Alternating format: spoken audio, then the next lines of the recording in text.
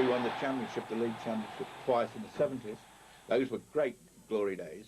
But really, as far as money's concerned about the future and everything, going for a brand new stadium, actually just on the outskirts of the city, just a mile from the centre and just off the motorway, is brilliant. It really is going to be one of the best. Well, it's going to be the best thing that's happened to Derby County ever. And it's all been so uncomplicated. The baseball ground has been Derby's home for more than a century, and the club were all set to upgrade it. Then Pride Park was earmarked for redevelopment as part of the Millennium bid. And after just 5 weeks of negotiation, the City Council, the developers and the club agreed to make it Derby's new home. Work begins in the summer on a £16 million, 30,000-seater stadium, to be modelled on Middlesbrough's Riverside Stadium, which opened last year. Like Middlesbrough, people do know the value of football. They've had a lot of great football here, and they do know what it means to the people of Derby. And they saw a chance to support us and give us a deal that we could handle. And I think if we can all work together, because there's no doubt about it, they're a successful football club. Makes everybody smile and makes everybody happy at work. And Jim Smith's influence on the new stadium shouldn't be underestimated. The developers might not have been so enthusiastic had Derby's team still been in the state of depression that began with defeat in the 1994 playoff final and lingered throughout last season. Lionel Pickering had invested £12 million on players who were simply not performing, and thousands of disillusioned fans stayed away. This season's speed of change has reconvinced them. We pumped a lot of money into this club 4 years ago, and we should. I mean, we were really trying to buy promotion, and it didn't work. So obviously they were disappointed. We were all disappointed. And what happened was at the beginning of this season, we had to start again, right from scratch. I mean, we've sold 1,000 season tickets this week. There's no club doing 1,000 season tickets this week.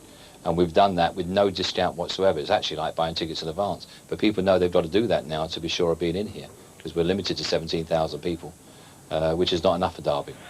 Igor Stimac is the player many of them want to see. Captain of the Croatia side for Euro 96 and more popular than the previous team put together so expensively. They've sold out of Croatia shirts in the Derby club shop. In November, Stimac scored on his debut a 5-1 defeat at Tranmere. Derby haven't lost a league game since. A full-to-the-brim baseball ground must have something to do with that run as well. It won't be easy to recreate that special atmosphere in the new stadium. And on Saturday, Derby's expectant support played a big part. Huddersfield were in front after just 2 minutes when Stimac went to sleep. Andy Booth swept in the cross. Rudely awakened, the league leaders asserted themselves with another of Smith's foreign contingent, the Dutchman Robbie van der Laan at the centre of things. His pass stretched the Huddersfield defence. From Dean Sturridge's cross, Paul Simpson turned in a goal to justify his selection ahead of Marco Gabbiadini. His contribution wasn't finished, and neither was van der Laan's. 9 minutes later, the Dutchman was up in support to score the sort of goal Charlie George or Kevin Hector would have been delighted with.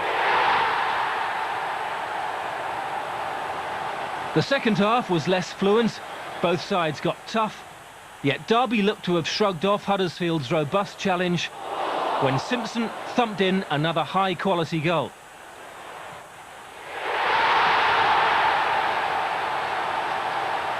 But the scoring pattern was a repeat of the previous Saturday's narrow win over Portsmouth. From Lee Makel's cross, Ben Thornley nipped in to head his first goal since signing on loan from Manchester United. It made the last 9 minutes rather more anxious than they should have been for Jim Smith, but his side dug in to extend their unbeaten league run to 19 matches. Surely a place in the Premiership will be theirs now. When I was at Portsmouth, we ended up with 88 points and didn't go up. I think if we got 88 points this year, we'd definitely be the champions. Looking at how tight it's going to be, and it's going to be very tight. And we've got, without a shadow of doubt, Sunderland and Charlton breathing down our necks, and it's going to be very interesting in the last few games.